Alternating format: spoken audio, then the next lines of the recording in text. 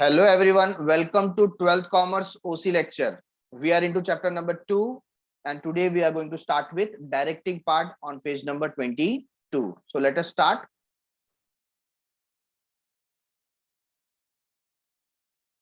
What is directing? Word से ही समझ में आता है giving direction. That is दिशा निर्देशन. As a manager, your work is to get things done from other. ठीक है, मैनेजमेंट का सिंपल मीनिंग क्या होता है? Getting work done from other.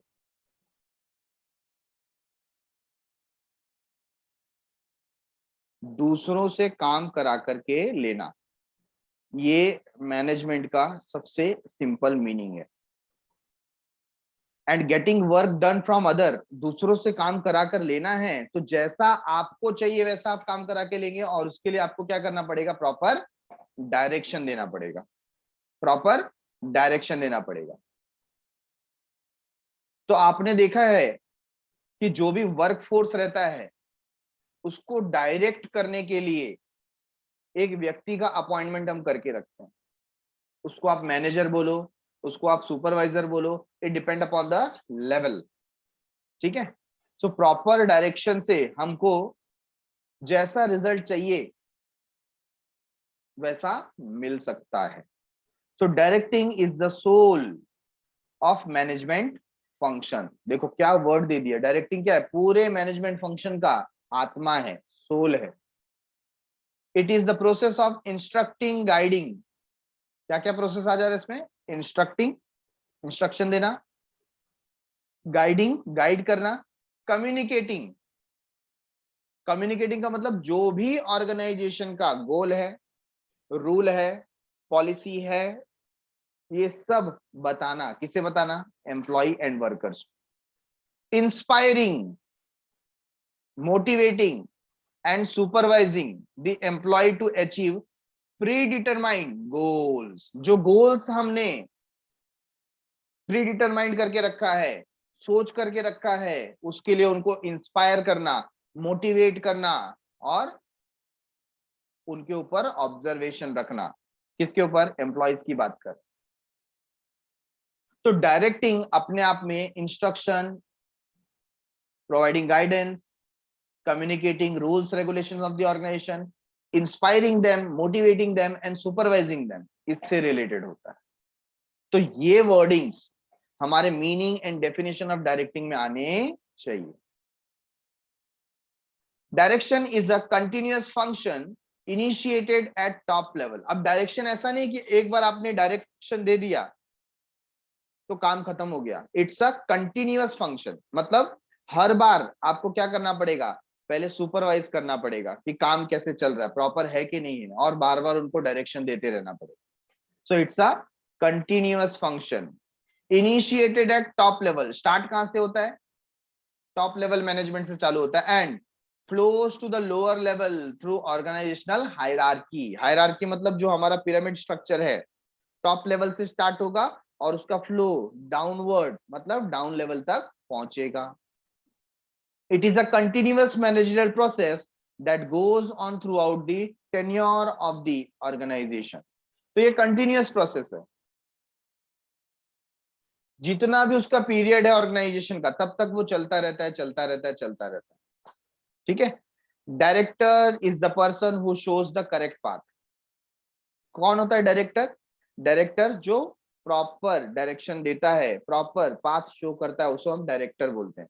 As well as a guide the employ in solving the problems whenever necessary. तो सही मार्गदर्शन तो करता है, गाइड भी करता है, ताकि जो भी प्रॉब्लम एम्प्लॉय फेस कर रहे हैं उसका सॉल्यूशन उनको मिल सके. A few philosophers call direction as life spark of an enterprise. Philosopher कौन होते हैं? दार्शनिक होते हैं ना, जो दर्शन शास्त्र में विश्वास रखते हैं. तो जो फिलोसोफर है, कुछ फिलोसोफर ने ऐसा कहा है, life spark of an enterprises, कि डायरेक्शन क्या है? एक चिंगारी है जिंदगी। तो जहां पर प्रॉपर डायरेक्शन होता है वो ऑर्गेनाइजेशन सक्सेस को जल्दी अचीव करता है। तो कुछ डेफिनेशन हमारे सामने है, मिस्टर थियो हाइमन, इन्होंने डिफाइन किया, direction consist of the process of techniques utilising in issuing instruction, ऐसे टेक्निक्स का इस्तेमाल करना जिससे हम इंस्ट्रक्शन दे सके, and making certain that operations are carried out as plan, जैसा ऑपरेशन सोचा गया था उसी तरीके से इंप्लीमेंट भी हो रहा है। देखिए मूवी बनती है ना, कोई मूवी, तो उसमें एक्टर, प्रोड्यूसर, डायरेक्टर, ये सबका रोल होता है। प्रोड्यूसर क्या करता है, ज्यादातर फाइनेंस देता है और एक आइडिया दे सकता है कि ऐसी पिक्चर बननी चाहिए, बट उसको इंप्लीमेंट करने का काम किसके ऊपर होता है, डायरेक्टर के ऊपर। और डायरेक्टर के वर्क के वजह से ही मैक्सिमम बेनिफिट मिलता है। जितना अच्छा डायरेक्शन होगा उतना अच्छा रिजल्ट आपको मिलेगा। अभी जो लोग फैंटेसी मूवीज जो है, या जो ऐसी मूवीज होती है ना जिनका रियलिटी से कोई संबंध नहीं है, जैसे ये सुपरमैन, बैटमैन, ये सारी जो मूवीज आती हैं, वो अगर आपने कभी देखी होंगी, तो बीच में एक मूवी आई थी जिसके अंदर जस्टिस लीग करके एक ऑर्गेनाइजेशन बताया गया है, जो वर्ल्ड के सुपर हीरो सब साथ में काम करते हैं। तो वो जब मूवी रिलीज हुई तो लोगों को उतनी खास पसंद नहीं आई। बाद में आफ्टर 2 इयर्स और 3 इयर्स डाउन द लाइन एक दूसरे डायरेक्टर ने उस मूवीज के कुछ सीन्स को चेंज किया, कुछ चीजों में बदलाव किया, थोड़ा एनिमेशन में चेंज किया, तो उसके डायरेक्शन में सेम मूवी बहुत लोगों को पसंद आई। सोचिए, एक्टर वही, स्टोरी वही, लेकिन डायरेक्शन इस कदर से किया कि जो मूवी लोगों को पहले उतनी पसंद नहीं आई जितनी इसके डायरेक्शन में पसंद आई। तो मैंने जब वो मूवी देखी तो पहले तो मुझे ऐसा लगा कि इसमें क्या चीज है, जो मूवी पहले बन गई उसको फिर से कोई दूसरा व्यक्ति डायरेक्ट कर रहा है और लोग देख भी रहे हैं। तो ऐसा सुनने के बाद मैंने भी देखा और कई बार उसका कंपैरिजन भी देखा कि लोग उसके पिक्चर्स पहले के दिखाते थे कि पहले ये सीन था, अब उस सीन को ऐसा दिखाया गया है। ऐसा कंपैरिजन करके फिर लोगों को जो नेक्स्ट डायरेक्शन था वो पसंद आया। तो सोचिए कि डायरेक्शन कितना इंपॉर्टेंट है, कि जिस तरीके से आपने अपने गोल को प्लान किया है, अपनी एक्टिविटी को प्लान किया है, डायरेक्शन मदद करता है उसको अचीव करने में। So direction consist of the process and technique utilising in issuing instruction, ऐसे तरीके से आप इंस्ट्रक्शन दे दिए, एंड मेकिंग सर्टन दैट, और ये श्योर करना, क्या श्योर करना, that operations are carried out as plan, जैसा प्लान किया गया था उस तरीके से ऑपरेशंस हो रहे हैं, एक्टिविटीज हो रही।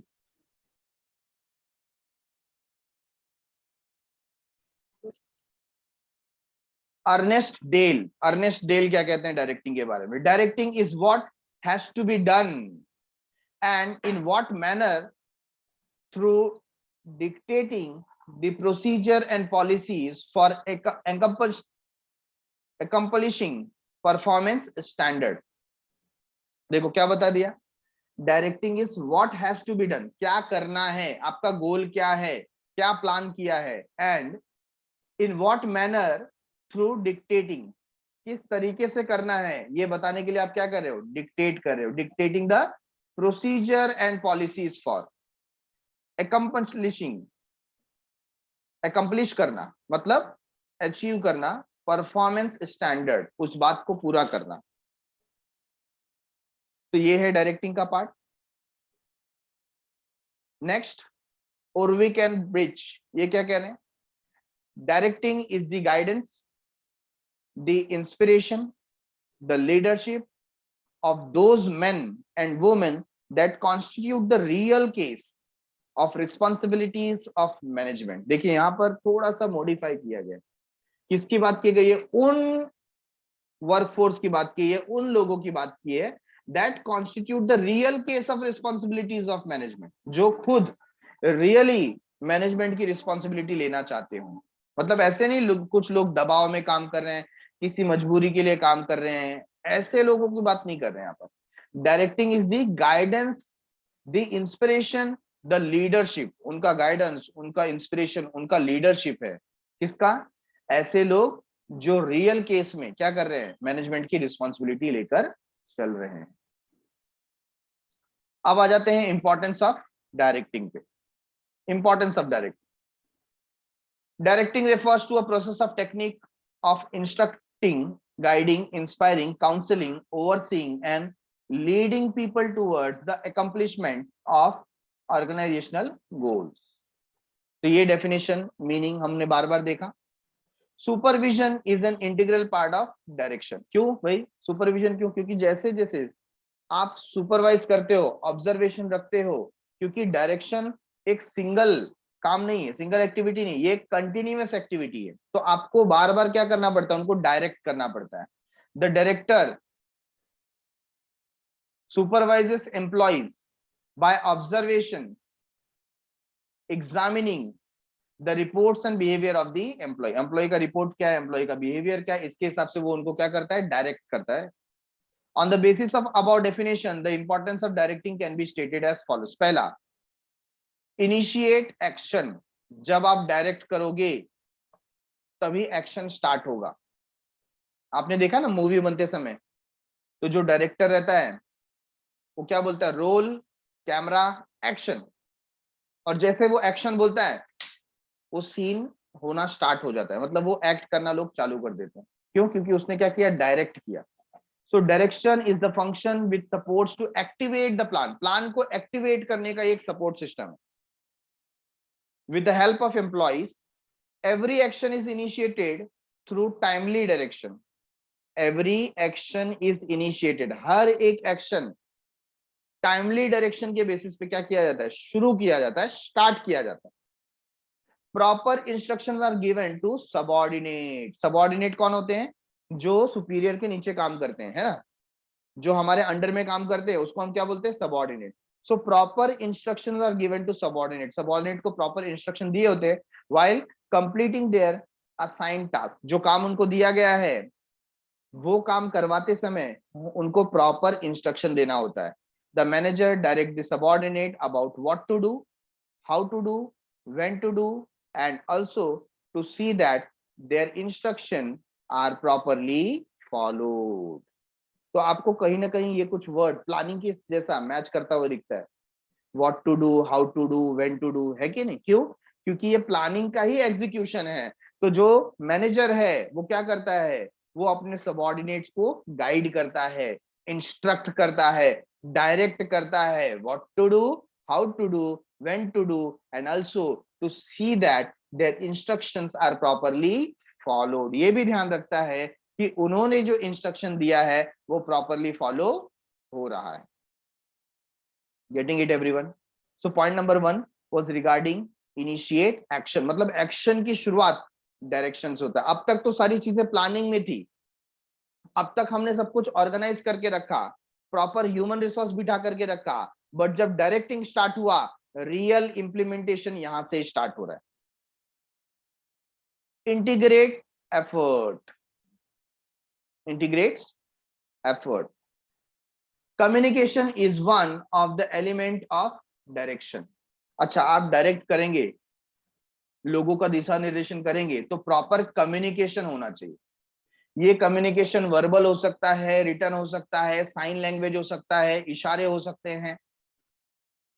तो जब तक प्रॉपर कम्युनिकेशन नहीं होगा तब तक वो जो पूरा का पूरा आपका टास्क है या पूरा का पूरा जो आपका टीम है उनके बीच में एक इंटीग्रेशन नहीं आएगा।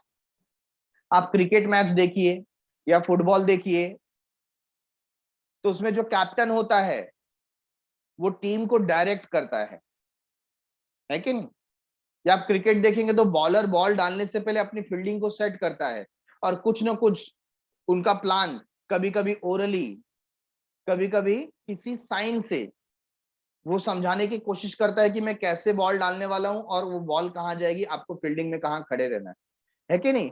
तो जो कुछ प्लान है, जो पॉलिसीज है, जो रूल है, उसके कम्युनिकेशन के थ्रू अपने एम्प्लॉयज तक पहुंचाना। Communication is one of the element of direction. Direction का कम्युनिकेशन एक एलिमेंट है, एक तत्व है। It helps in integrating the effort of all the employees and departments which result in achievement of the organization goal. ये क्या करता है, सारी की सारी एम्प्लॉयज के और डिपार्टमेंट के वर्क को इंटीग्रेट करता है, जोड़ता है, तालमेल बिठाता है। Integration of effort is possible through persuasive leadership. और ये जो इंटीग्रेशन है ये कैसे हो सकता है, परसिवेसिव लीडरशिप। कैसा leadership, persuasive leadership and effective communication towards the accomplishment of organizational goals. Without effective communication and persuasive leadership आपको इंटीग्रेटेड एफर्ट नहीं मिलेगा, है ना। जो एकता के साथ काम होता है, मिल करके काम होता है, ये हमको डायरेक्शन के थ्रू मिलता है। आपने वो कहानी कई बार सुनी होगी ना, पिजन की। बहुत सारे पिजन रहते हैं, तो वहां पर एक व्यक्ति आता है जो पिजन्स को पकड़ता है ना। तो वो क्या करता है, नेट फेंकता है वहां पर और कुछ दाने डाल करके रखता है, तो कुछ पिजन्स आते हैं और उसमें फंस जाते हैं। अब वो पिजन्स फंस गए तो लोग अपने अपने तरीके से उड़ने की कोशिश करते हैं। तो जो उसमें से सबसे वृद्ध रहता है, बुजुर्ग रहता है, बूढ़ा व्यक्ति रहता है, एल्डरली पिजन होगा, वो वहां पर फिर सबको डायरेक्शन देता है कि एक साथ उड़ेंगे तो हम ये नेट को लेकर के भी उड़ सकते हैं। तो यहाँ पर कैसा लीडरशिप हो गया, परसुएसिव लीडरशिप। और उसने ये प्रॉपरली कम्युनिकेट किया और ये बात लोगों के या उस पिजन्स के दिमाग में प्रॉपर बैठ गई, और हमने स्टोरी देखा है कि उसमें वो नेट को लेकर के उड़ जाते हैं। तो ऑर्गेनाइजेशन का गोल अचीव करने के लिए सबका जो एफर्ट है वो इंटीग्रेटेड होना चाहिए। पहले इंटीग्रेटेड नहीं था, लोग अपने अपने हिसाब से काम कर रहे थे। हर एक पिजन ताकत लगा रहा था, जो बहुत ही ताकतवर था वो भी छूटने की कोशिश कर रहा था, और जो कमजोर पिजन था वो भी छूटने की कोशिश कर रहा था। लेकिन लोगों का एफर्ट इंटीग्रेटेड नहीं था, मिल करके काम नहीं कर रहे थे। यहाँ पर परसिवेसिव लीडरशिप से, इफेक्टिव कम्युनिकेशन की वजह से लोग इंटीग्रेटेड हो गए, मिल करके एकता के साथ काम किया। Getting it.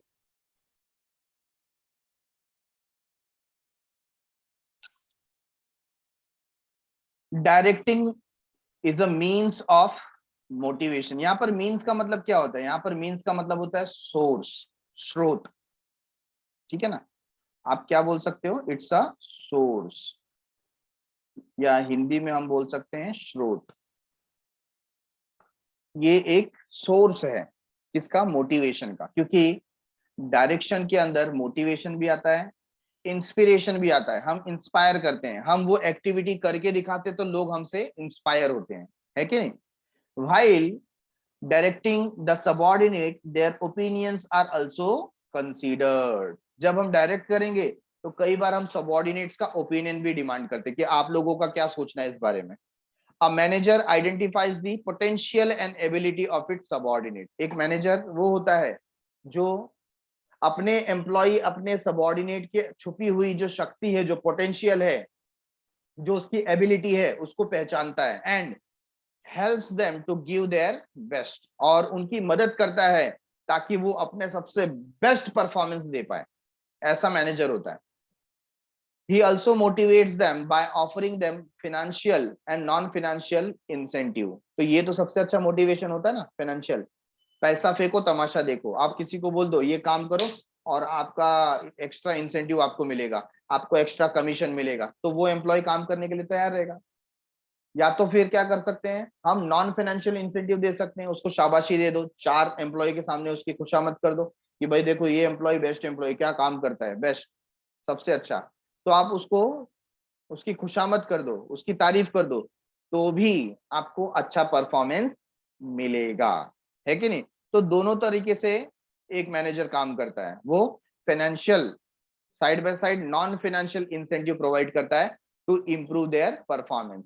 It boost the morale of the subordinate. इसके वजह से क्या होता है, जो सबऑर्डिनेट होता है ना, वो एकदम खुश होकर के काम करता है। मेरे बॉस ने मेरे को अच्छा बोला 4 जन के सामने, अब मैं बॉस का नाम नीचे कैसे कर सकता हूँ, मुझको और अच्छा परफॉर्मेंस देना पड़ेगा।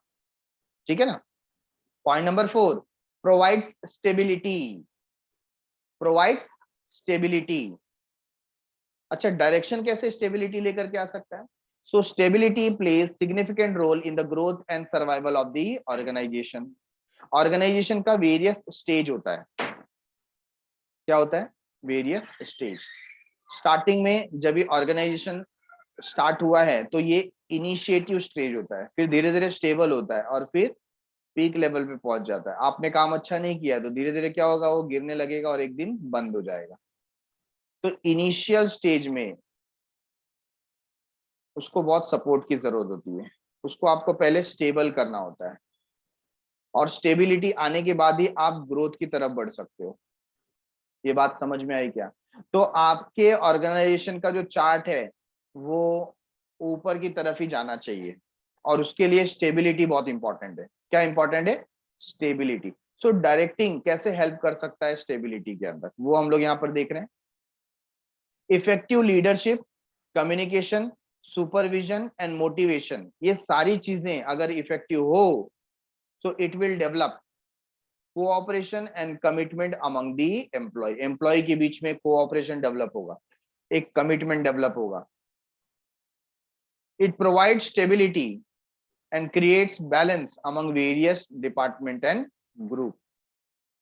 तो ये एक स्टेबिलिटी प्रोवाइड करता है और एक बैलेंस क्रिएट करता है वेरियस डिपार्टमेंट के बीच में. मुझे याद आता है एक फिल्म है, उसमें एक गाना है, हम है राही प्यार के, आमिर खान की. जूही चावला भी है. उस फिल्म की स्टोरी ऐसी रहती है कि एक जो कपल होता है उसका किसी एक्सीडेंट में डेथ हो जाता है और उसके 2-3 बच्चे होते हैं जो कि बाद में अनाथ हो जाते हैं. फिर उसके मामा के रूप में वो आमिर खान आता है और उनकी एक फैक्ट्री होती है जो रेडीमेड गारमेंट्स वगैरह बनाती है और उस मालिक का डेथ के बाद उस फैक्ट्री को कोई चला नहीं पाता है. तो मामा के ऊपर रिस्पॉन्सिबिलिटी आ जाती है, दैट इज आमिर खान, की इस फैक्ट्री को रन करना है. बट बाद में पता चलता है कि फैक्ट्री के ऊपर बहुत सारे डेट हैं, बहुत सारा प्रॉब्लम्स है और फैक्ट्री के पास पैसे नहीं है. तो ऐसे केस में फैक्ट्री बंद करने की नौबत आ जाती है. तो यहाँ पर वो इस तरीके से लोगों को डायरेक्ट करता है, मोटिवेट करता है, इंस्पायर करता है कि वहां के जो वर्कर और एम्प्लॉय होते हैं ना, वो विदाउट पे ओवर टाइम करने के लिए रेडी होते हैं और कुछ जो वर्कर हैं वो तो अपने ऑर्नामेंट्स, ज्वेलरी भी दे देते हैं कि आप हमारे ऑर्नामेंट्स ले लो, ज्वेलरी ले लो, लेकिन स्टॉक लेकर के आओ, हम लोग यहाँ पर काम करेंगे, एक्स्ट्रा काम करेंगे जिससे इस ऑर्गेनाइजेशन को बचाया जा सके. अगर ऑर्गेनाइजेशन सरवाइव करेगा तो हमको फ्यूचर में बेनिफिट देगा. और इस तरीके से वो लोग क्या करते हैं, एक लॉस मेकिंग फैक्ट्री को बाद में प्रॉफिट मेकिंग में कन्वर्ट कर देते हैं. तो ये जो स्टेबिलिटी है ना, ये बहुत इंपॉर्टेंट है और ये डायरेक्शन के थ्रू आती है, क्योंकि डायरेक्शन के अंदर ही क्या होता है, leadership, communication, supervision and motivation, जिसके थ्रू वर्कर अपना पूरा का पूरा पावर लगा देता है ऑर्गेनाइजेशन को बचाने के लिए, उसके ग्रोथ के लिए. ठीक है. Number 5, coping up with the changes. Coping up with the changes. Factors of business environment are always changing. इसको बोलते हैं डायनामिक. बिजनेस एनवायरनमेंट कैसा होता है? Ever changing, dynamic in nature. Adopting to the environmental changes is necessary for the growth of the organisation. और अगर आपको survive करना है, ग्रोथ लेकर के आना है, तो आपको एनवायरमेंट के हिसाब से क्या करना पड़ेगा? आप अडॉप्ट करना पड़ेगा, है ना, चेंजेस को स्वीकार करना पड़ेगा. With the help of the motivation, proper communication and leadership, the employees can clearly understand the nature of change. क्योंकि कई बार क्या होता है, लोगों को मालूम नहीं पड़ता कि रियलिटी में क्या ये चेंज पॉसिबल है. आज के 20-25 साल पहले लोग जो सॉन्ग्स वगैरह सुनते थे, है ना, तो पहले चला करता था कैसेट्स. आपने देखा होगा, टेप रिकॉर्डर घर में होता था और उसमें ऐसे रील वाले कैसेट लगते थे. ठीक है. और इसके अंदर रिबिन्स होता था और वो रिबिन को हम लोग, ये जो कैसेट है, इस कैसेट को आप टेप में डालते थे और वो घूमता था और उसमें से आवाजें आती थी, सॉन्ग वगैरह प्ले होते थे. तो पहले इसका बहुत चलन होता था और बाद में धीरे धीरे ना इसकी जगह पर सीडी प्लेयर ने जगह ले ली, जहां पर आपको सीडी परचेस करनी होती थी। क्या परचेस करनी होती थी? सीडी। सीडीज आपको अभी भी पता होगा, आपने देखा होगा, ठीक है ना। तो ये जो सीडीज है, सीडीज का बिजनेस थोड़ा थोड़ा स्टार्ट हुआ, लेकिन क्या था, सबके घर में सीडी प्लेयर नहीं होता था, कॉस्टली होता था। और दूसरी बात, न्यू टेक्नोलॉजी की होने की वजह से बहुत लोगों को विश्वास नहीं था कि ये सीडीज वगैरह चलेंगी। लेकिन एक टी सीरीज करके कंपनी है, आपने आपने सुना होगा। ये जो टी सीरीज है, ये गाने वगैरह बनाती है, सॉन्ग्स वगैरह बनाती है। तो इसने ना ये सिस्टम को अडॉप्ट किया कि हमको कैसेट तो बनाने ही है, साइड बाय साइड हम सीडी भी बनाना स्टार्ट करेंगे। और दूसरे जो ऐसे कॉम्पिटिटर बिजनेस वाले थे, वो लोग थोड़ा सा हंसने लगे कि आप किधर न्यू बिजनेस में जा रहे हो, ये सब सीडी किधर चलता है, बहुत कम लोग ऐसे होते हैं जो सीडी का इस्तेमाल करते हैं, इसका कोई फ्यूचर नहीं है। बट धीरे धीरे क्या होने लगा, after 5 year 6 year down the line, cassettes का डिमांड कम हो गया और कैसेट्स बंद हो गए और सीडी जबरदस्त तरीके से चलने लगा।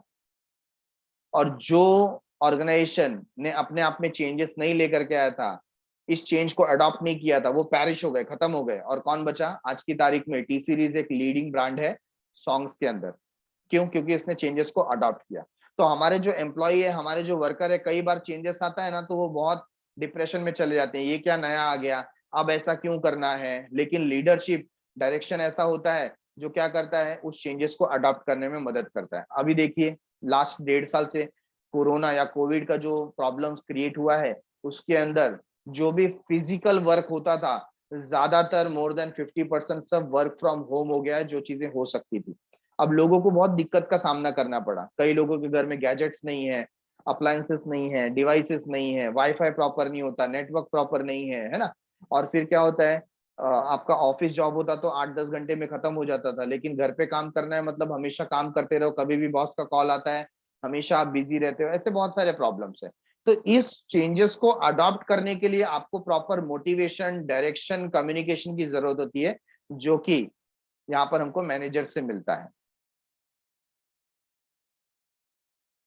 With the help of motivation, proper communication, and leadership, the employee can clearly understand the nature of changes and also the positive outcome of adopting to the change.